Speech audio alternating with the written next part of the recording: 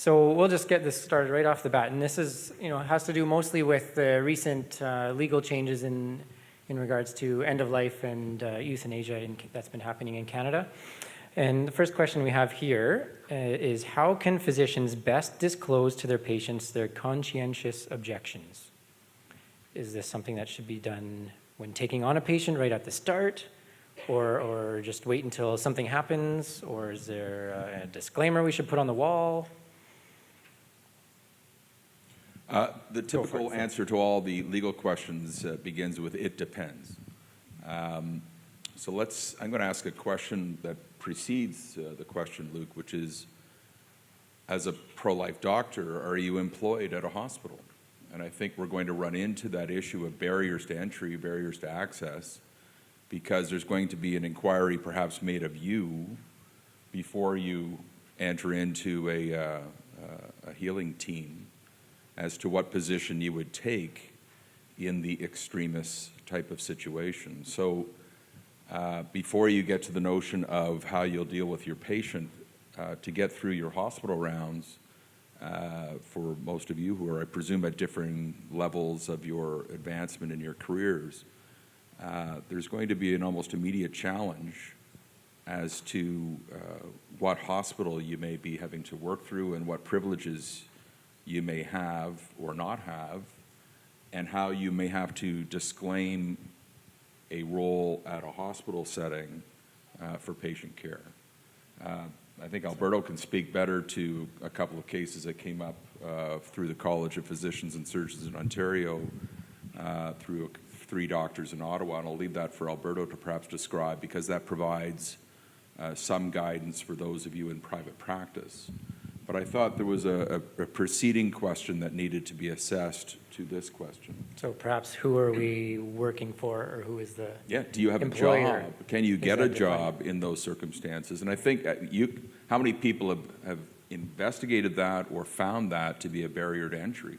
It's actually a question that I have in terms of the advocacy that I engage in. Is that a question that comes up? And I think it'll come up again in our 4th question, because there's a question there raised about interests of students and so on. And I actually pulled the ethics guideline from the University of Toronto Medical School, for which Maria Wolf's, I know, was engaged and active in, and it's quite good. It provides a level of the ability to dissent or to not participate in matters for which you may have an ethical objection. But I don't know if that's across the board. And so part of your challenge, I think, is to check what's in place in that setting, especially since most of you will have to go through a hospital setting before you open your own practice. Yeah, no, Phil's absolutely right. The answer to all the legal questions start with "it depends." And one of the "it depends" on is which province you're in. So medicine and the practice of medicine is provincially regulated, and so each province has its own college that has its own rules. So it depends which province you're in. It depends what kind of doctor you are. It depends what the employment relationship you have is. It depends what your objection is. And so I'll take Ontario, just because Ontario is the worst one for conscientious objectors. In Ontario, there is a very explicit and a very clear policy that says if you have a conscientious objection to any procedure or drug, you have a positive obligation to facilitate access to that procedure or drug. So you have to provide an effective referral. No other province in the country has that obligation. Saskatchewan has something kind of similar, but it doesn't go as far. So in Ontario, you can't disclose your conscientious objection to a patient unless it's followed by, and here's where you can find what you're looking for. So I won't do XYZ, or I won't prescribe XYZ, but go see Dr. Phil, he will. So that's the first, it depends. It depends where you are. It depends on the nature of the relationship, because as Phil said, if you're an employee, you're not only bound by those college policies, but now you have protection. If you're an employee in a hospital, the hospital has an obligation to accommodate your religious practices and beliefs, and in some provinces, your political beliefs. And let's take abortion, that is both a religious and a political belief.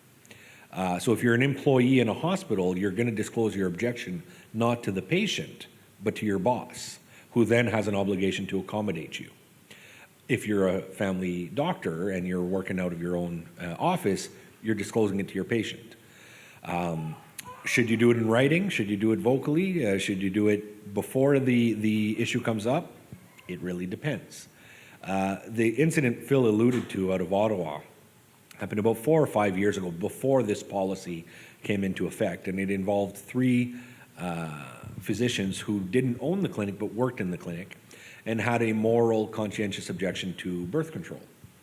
And so they had a sign up in their lobby that said, "We don't prescribe artificial birth control. So if you're here for that, don't waste your time, go somewhere else, because we're not going to facilitate it for you." And it was much more eloquent than that, but that was the message that was being communicated. And one day, about 3 or 4 years ago, a young woman showed up at the clinic during a time when they operated walk-in hours as well. And she saw the sign. That she went there with the purpose of renewing her birth control prescription. She saw the sign on the wall, snapped a picture, posted it on Facebook, went around the corner, down the street. She didn't go far, but she went to a different clinic, had her birth control prescription refilled. But that photo on Facebook went viral, and the media all over Canada was writing about it. And you can imagine what the message was. How dare these doctors force their beliefs on their patients? And so there was a complaint made against them at the college. It was investigated. Ultimately, it was dismissed because they hadn't violated any policy. But under the current policy, they would be found in violation. Under the current policy in Ontario, they're not allowed to put up the sign that says, "We don't prescribe birth control, so don't ask for it." Under the current policy, what they're required to do is make that young lady wait 1 or 2 or 3 or 4 hours, because that's how long you wait when you go to the walk-in clinic. And then she sees the doctor, who then says, "I'm sorry, I don't do this for you. Here's a referral to go see Dr. Phil. He'll do it for you." And then she calls Dr. Phil's office and waits a day, a week, a month, because that's how long you wait to see a doctor. And then she shows up at Phil's office on the day of her appointment, and she's got to wait 1 or 2 or 3 hours, because that's how long you wait when you go to the doctor. And then she gets her birth control pills. So the delay is now days or weeks or months, as opposed to an inconvenience of seeing it on the wall in the lobby and going somewhere else. So, to answer the question, Luke, it depends. If you're in Ontario, which is the worst place to be if you're a physician that is a conscientious objector, if you work within a setting where you're an employee, disclose it early, disclose it immediately, and disclose it to your employer, and cloud it, if you're in Ontario, as a religious objection, if it is. And the reason I say that is because in Ontario, moral or political belief is not protected under the Ontario Human Rights Code. If you're in other provinces, take a look at what the college policies are. Nobody else is as bad as Ontario.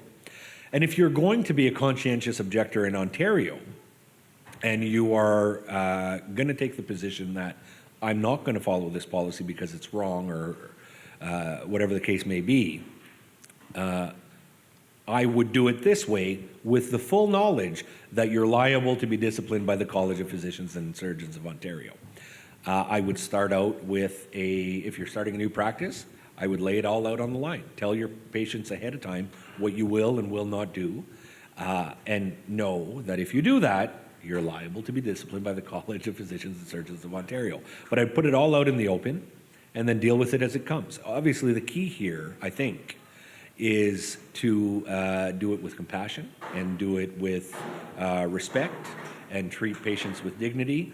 The reason I'm here today is because we just challenged this policy in Ontario, and the court hearing was in June.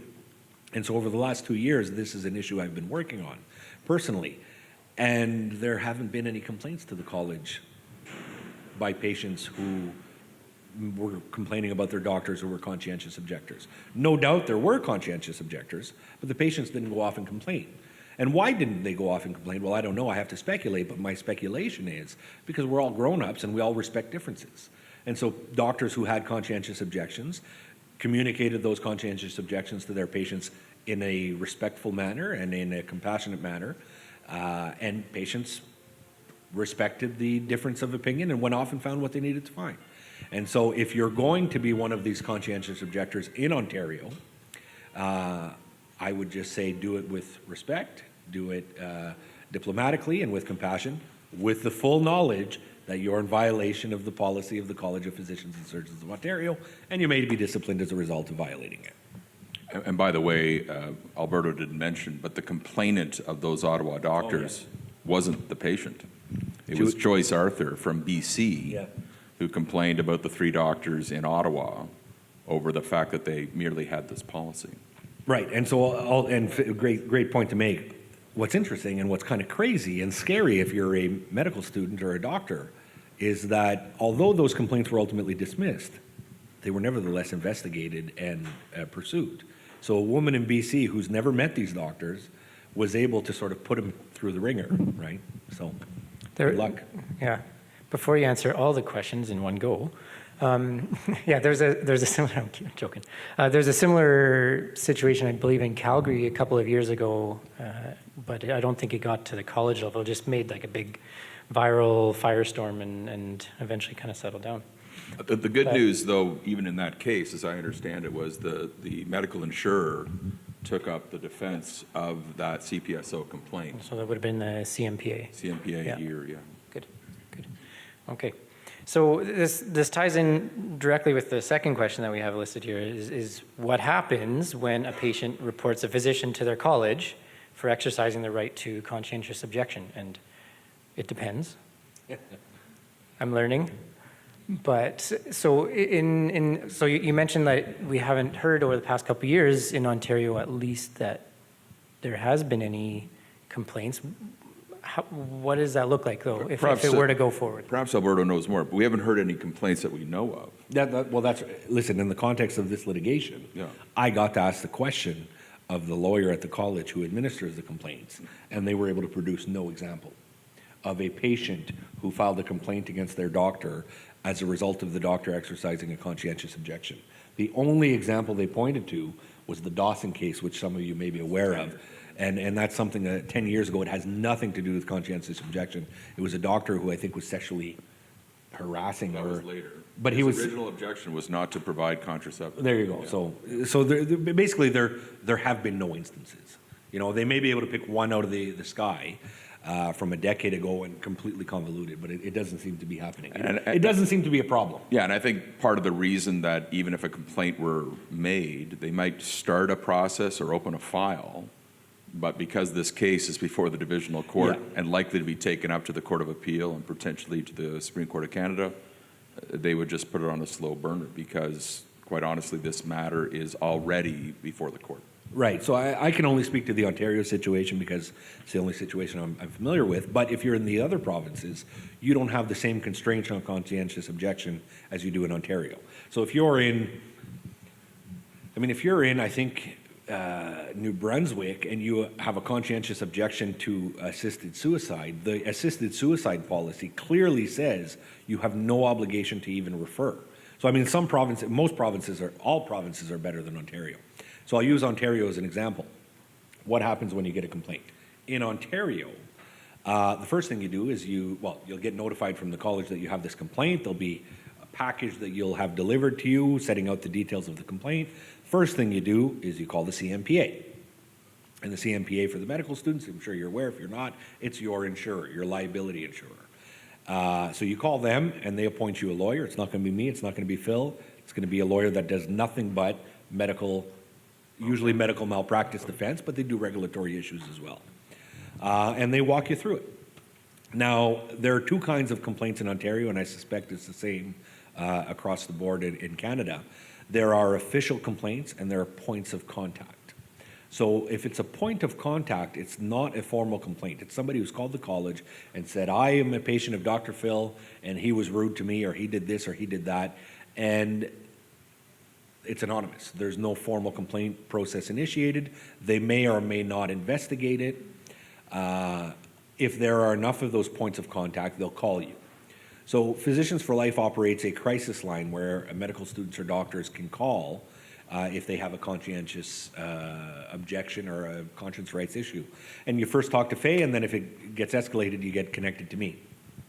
And so I had a... that should be in your packages. Why is that funny? Oh, he's the promoter. I'm promoting your practice here. This is all good. Well, it's not super lucrative. In any case, I got a call not long ago by a physician in a rural area who had a package that they would give their new patients, setting out what they would and would not do. And most patients were fine with that because we're all grown-ups and we respect each other's differences. But one patient wasn't okay with it and called I was going to say the Law Society, called the college.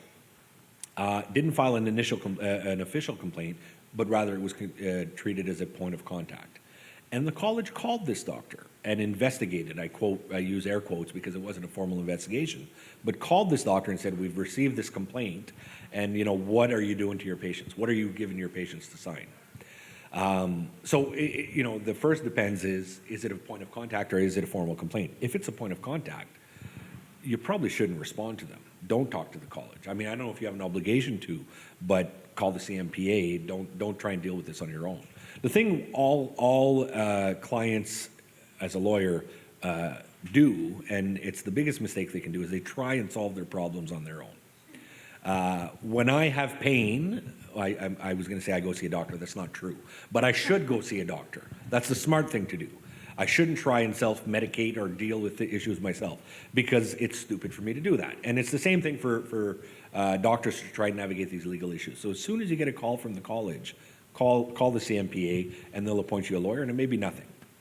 But if it gets escalated to a real complaint, I mean, they investigate it, your CMP lawyer. Still involve the CMPA. Pardon me? You should still involve You the still CMPA. need to involve the CMPA, but they'll walk you through it and they'll defend it. And the good thing about the CMPA is the example we talked about a moment ago where the 3 doctors in Ottawa had the sign saying we don't prescribe birth control pills. They defended those doctors aggressively, well, and they were successful. Now, I should say I'm hearing rumors from many of your colleagues that the CMPA has said they will not defend conscientious objectors with respect to assisted suicide.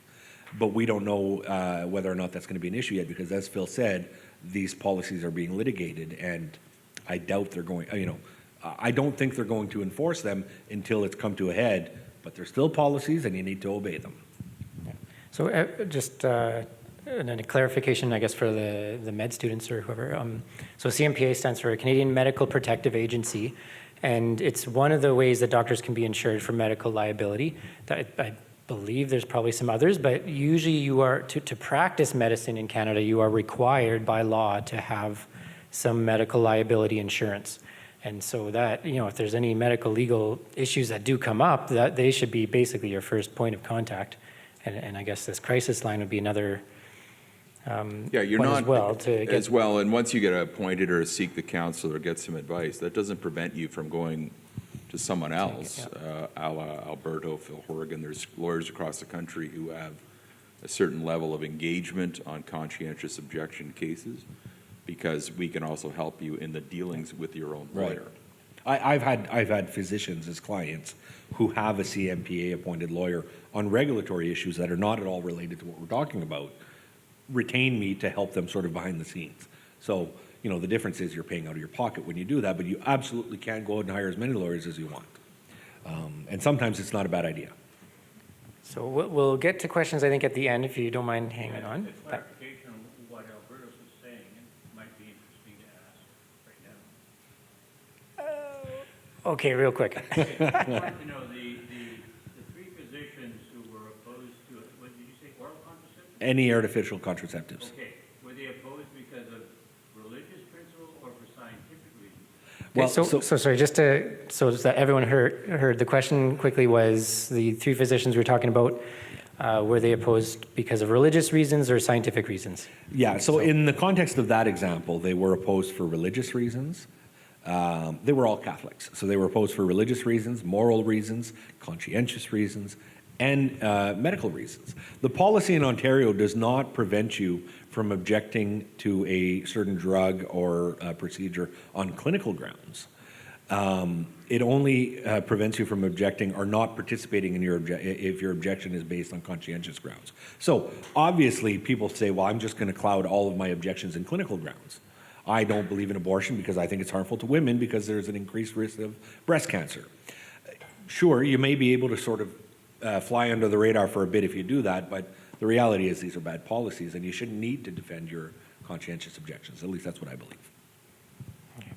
So we'll move on to the third question. It's very similar, in a similar vein. How can conscience and religious rights be exercised, practically speaking? We've kind of chatted about It's that, kind of right? been So going through, and so, yeah. well, here's a, I've been talking a lot, so I don't want to hog it from Phil, but here's sort of a 30-second legal lesson, and I think might address this. You're all familiar with the Charter of Rights. The Charter of Rights guarantees freedom of religion and freedom of conscience. Those are obviously related, but not necessarily so. As Will mentioned earlier, some people are pro-life not for religious reasons, but for moral reasons only. The thing about the Charter is it doesn't apply to me, it doesn't apply to Phil, and it doesn't apply to you. It only applies to government. And so what that means is all laws, and for all intents and purposes, college policies are laws, because the college is a quasi-governmental body.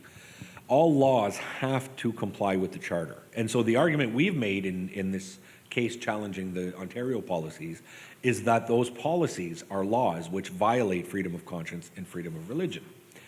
And so how can you exercise freedom of conscience? Well, obviously the ways we've been talking about. But when I say I think those policies are wrong, I think they're wrong at law. I don't think they're wrong in policy or in moral or morally or philosophically. I think they're wrong in law, and I think Phil would agree that they violate the Charter right of freedom of conscience and religion. So I would encourage you not to be afraid to exercise your freedom of conscience, knowing full well that there may be consequences and there may be risks. You may be penalized, you may ultimately lose your license. But the law's on your side, or at least I believe the law's on your side.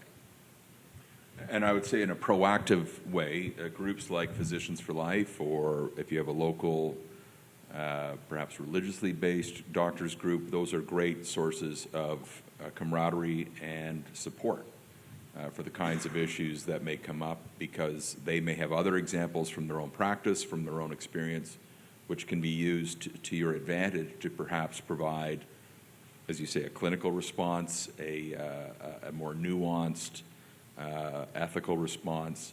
And again, those are all processes that exist. Within hospital settings, you have typically an ethics board or council of some kind, and it would have a process for which these types of cases could be brought forward internally to allow you a bit of cover in terms of a more aggressive patient demand. Yeah, absolutely. And in terms of students, I know most of you are students.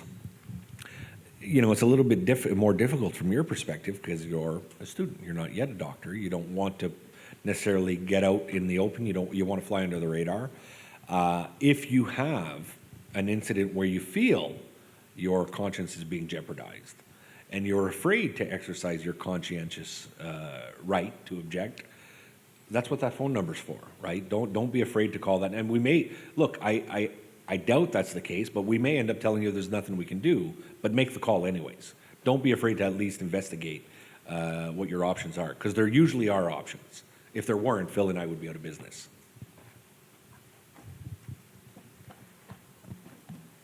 Great. So we talked a little bit about Ontario as being kind of the worst case in Canada. Like, is there a sense that other provinces are just kind of waiting to see what happens with these current cases going on in Ontario? You've seen the papers by, is it Silvescu and The guy at Queens. and Uding? Yeah. I have it here. Schlenk. Udo Schlenk at Queens, Royal Society members and so on, published in the British Medical Journal, as well as subject of academic debate. But these are coming from a completely secularized viewpoint, what William Galbraith calls civic totalism. In other words, when he used the word totalitarian, it kind of offends people or it goes over their head, but he sort of coined the term civic totalism. In other words, yeah, we live in a pluralist society, but once we have a debate about a subject and we come to a consensus, then no further dissent should be allowed. This is the new normal, suck it up, buttercup. We argue, no, we live in a pluralist society, and a genuine pluralism means that there is room for dissent, there is room for debate, and that which makes a civic discourse. But these other folks are quite aggressively pursuing these norms in other colleges, and some vigilance is going to be required from the Executive Council in your province. If you don't mind me telling a little story from history, if you don't mind. 2008, the College of Physicians and Surgeons put on what's called a quinquennial review of their procedures. So the whole issue of the effective referral regime in Ontario was undertaken at that time. And just like we did in 2013-14 at the next quinquennial review, which has now become the new policy, which has now been the subject of a court attack by Alberto and his group and intervened by others, the Executive Council met in a rather beautiful setting of the College of Physicians and Surgeons in Ontario. And again, we organized, doctors submitted papers, individuals submitted various pieces to object to this viewpoint. And we decided we weren't going to be allowed to make verbal presentations at this council. But I thought, well, I'm going to go and just watch how they deal with it, because it wasn't far from my law office. The meeting was starting at 9:30. It'd be done by 11. You know, something that would be entertaining, if nothing else. Well, sure enough, when we got there, they said, no, the meeting's been moved to 2 o'clock. Oh, well, that's funny, because I was there with a priest and another pro-life activist and myself. At 1:30, we came back. I was able to come back, and they had to make us go through a metal detector device because, you know, we may be packing, right?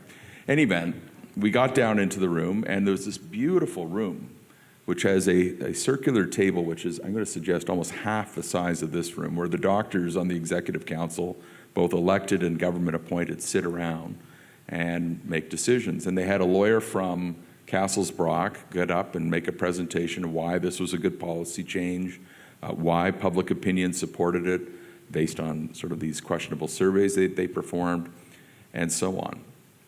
One doctor got up, Dr. Hunt, I remember, and he got up and said, this policy is going to make us a mere service provider, a mere prescription issuer. It takes away from my professionalism.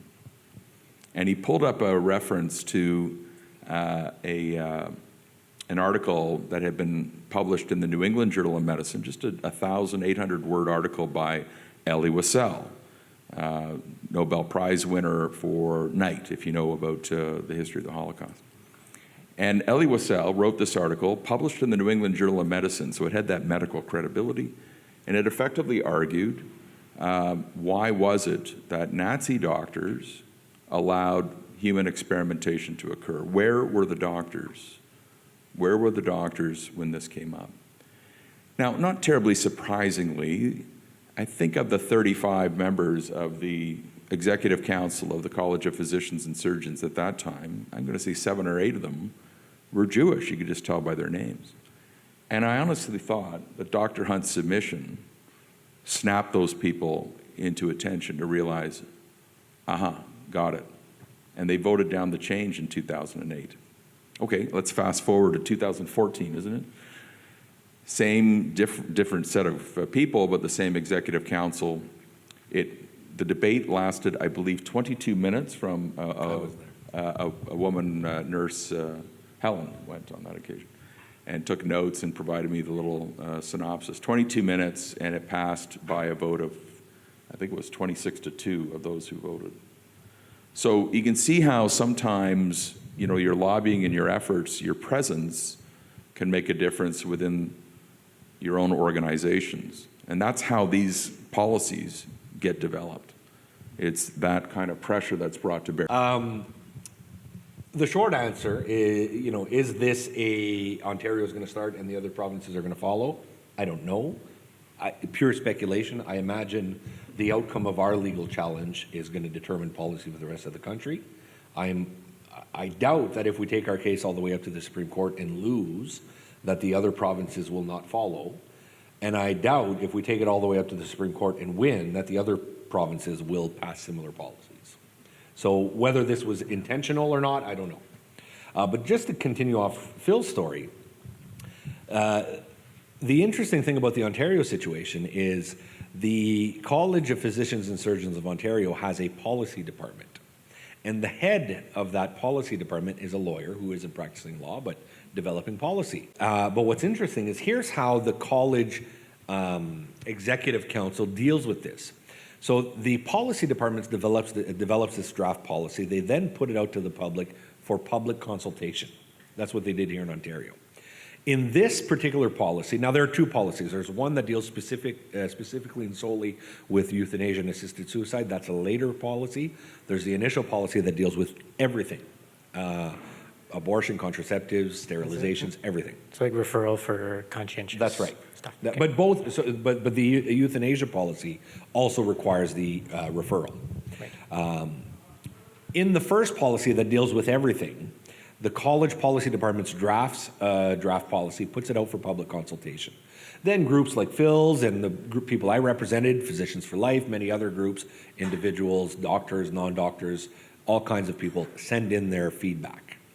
And in the context of that first consultation, the response was overwhelming. It was the most response they've ever received from any other policy. They had something like 6,900 submissions.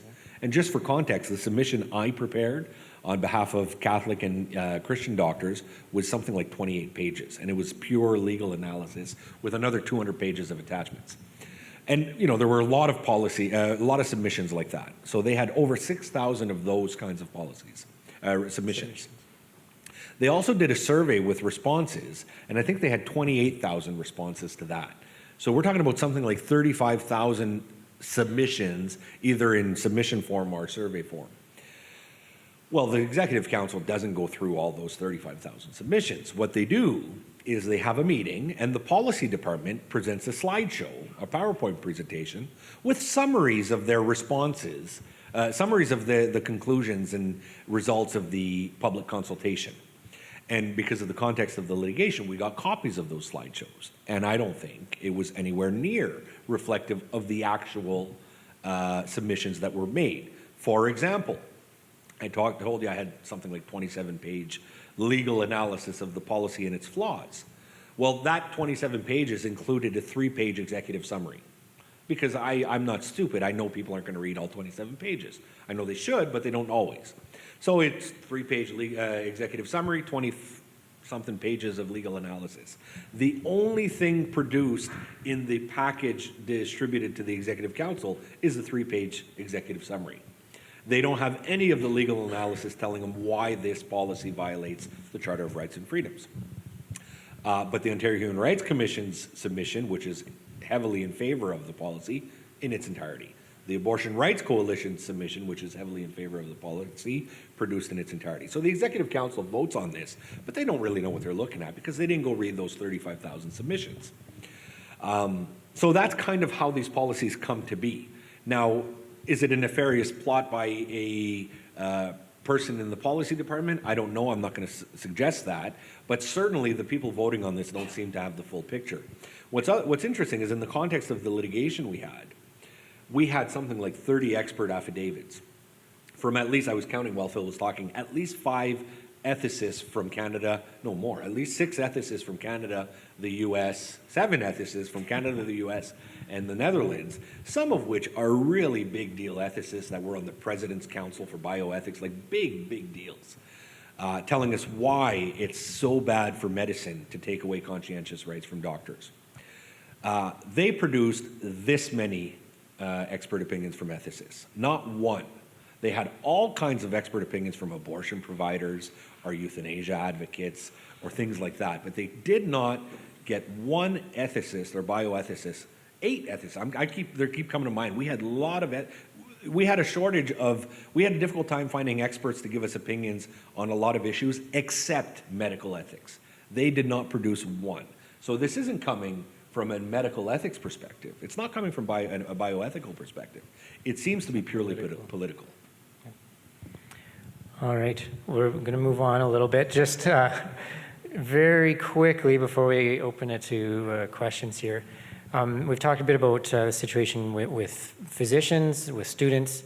Can you maybe comment on the situation in terms of institutions? Do they have rights themselves? Because that's one of the things you always hear in media. Why isn't such and such hospital being forced to do X, Y, Z? Again, from Ontario, there was some quick efforts by various of the lobbyists for the Catholic Health and other Christian-based associations And Dr. Hoskins, who's the current Minister of Health, brought in a regulation that effectively allowed those Christian-based hospitals, according to their mission, from having to perform medical assistance in dying, which I like to call medical assistance in killing, because I think we should call it what it is.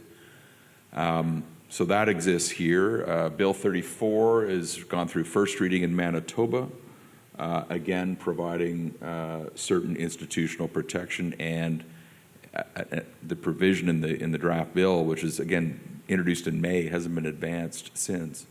But in that province, makes it clear that if a complaint is raised on that type of issue, it shall not be heard by the provincial council. So we can speak to a couple of situations as they exist, but again, Alberto and I are aware that there's an effort by groups in Ontario to challenge that particular regulation as it was passed by the province here. So that'll go to court as well. The argument being a building doesn't have a conscience. Right, that's right. So I would argue that if you're a faith-based healthcare institution or hospital, you do have rights and you do have protections. And in the Carter case, I acted for an association of Catholic hospitals and made that argument. We're going to find out whether or not institutions have religious freedoms very soon. There's cases coming up to the Supreme Court. Ontario, Manitoba, and Quebec are the only ones that seem to have legislated this or are in the process of legislating it. In Ontario, there's protection. In Manitoba, there's pending protection. In Quebec, there's no protection. But there are no Catholic or faith-based hospitals in Quebec, as far as I know. There's the Jewish hospital, but I don't think they would. But they don't care. Yeah, that's right. There are rumblings of Newfoundland coming up with regulations for hospice care facilities. For the rest of the provinces, it's all done with agreements. It's not done by law. It's not done by regulations. All of, at least the situation in Ontario, and I know in Alberta, the institutions have agreements with the ministers of health or ministries of health that quote unquote license that institution, and those are renewed on an annual or whatever basis, and most of them have, if they're a faith-based hospital, in that agreement a component that says they don't have an obligation to, in previous times, perform abortions, in current times also perform assisted suicide. So for the time being, except in Quebec, there seems to be protection for institutions, but that's on the chopping block, as Phil mentioned. I wanted to mention, I think you and Faye had an article, I think Cardis published it in response to Andre Picard about, Right. it was a couple, well, that was last year, and basically arguing that, you know, if universities, for example, have a right to have land and that kind of stuff, like that was one of the arguments they were like they obviously will have some kind of rights, that, you know, versus people saying, oh, institutions don't have any rights at all. So, Well, you know, it's an interesting legal issue, and now we're getting in dangerous grounds because I'm liable to get off on a big tangent. We'll try and but it's an interesting, here's the 10-second version. It's an interesting legal issue whether or not a corporation or an institution can have charter rights. Freedom of religion, freedom of conscience, freedom of expression, freedom of association. In my mind, it's a no-brainer. Of course it can. Bell Canada doesn't have religious freedom. I wouldn't think it does. But the Catholic Civil Rights League, of course, has religious beliefs and religious freedom. If we look at unions, they've always had freedom of expression, freedom of association. The reason I say we're going to find out soon is because next week the Supreme Court's hearing a case that has an element of this included in it. Phil and I are involved in that. We're co-counsel in that case. And then a month later, they're hearing the Trinity Western case, which many of you may be aware of, which is directly on point. So we'll know soon enough. And if you don't know the background, in Loyola, a 4-3 decision, in Loyola, which decided in 2014, released in 2014, there was a majority decision in favor of Loyola's ability to fight the Quebec Department of Education over its... Loyola was a Jesuit school. Yeah, Jesuit school, Catholic school. But interestingly, the court split 4-3. There was a concurring opinion in the result, but the three judges sought recognition for effectively group or collective corporate religious freedom, but the majority didn't go there. But they didn't go against it. But They simply say- didn't deal with They it. didn't go that far. So we're close. Okay. We just need to get 5 judges on board with this. Give us a year. Give us a year. All right, so definitely some Give Phil interesting and I times. a year and All right. some time. Okay.